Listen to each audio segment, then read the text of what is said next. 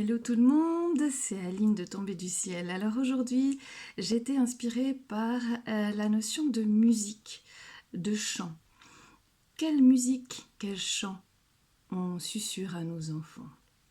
C'est intéressant le lien avec la musique parce que la musique, elle est faite de partitions et je trouve que la question qui est intéressante, est-ce qu'on répète les partitions qu'on nous a transmises, qui parfois ont des fausses notes d'ailleurs, qu'il faudrait peut-être un tout petit peu réévaluer? Qu'est-ce qu'on chante aujourd'hui? Des chansons saccadées, des chansons douces, des chansons qui ont de l'espoir? Qu'est-ce qu'on chante à nos enfants? Et eux, qu'est-ce qu'ils créent comme nouvelle partition?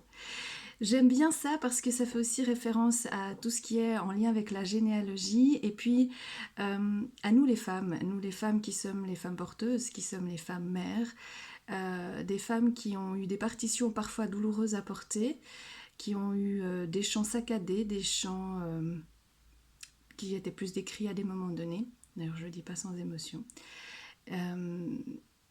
Et ces cris qu'il faut absolument maintenant guérir.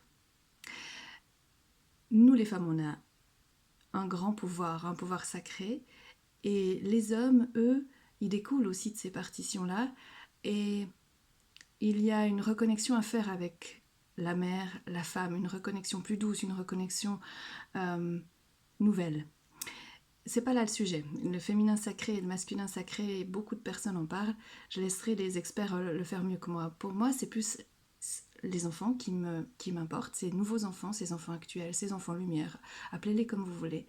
Ces enfants qui jouent des partitions qui parfois sont trop, comment dire, rapides, ou alors qui restent dans leur silence, ou alors qui veulent être trop parfaits pour écrire une nouvelle partition. Et j'ai décidé de faire quelques vidéos avec cette notion-là, avec cette métaphore-là de la musique, de la partition qu'on joue, de quel musicien on est.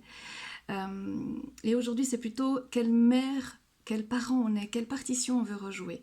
Et pour ça, pour pas répéter des chants qui sont des chants malheureux, qui sont des chants qui ont pourri, parfois c'est important d'aller voir dans cet arbre généalogique les chants qui ont été mis en place et de guérir et de ne pas répéter.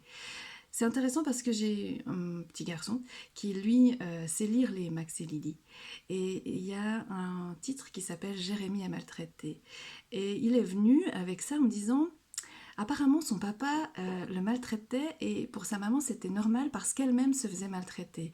Et il me dit, mais ça je comprends pas.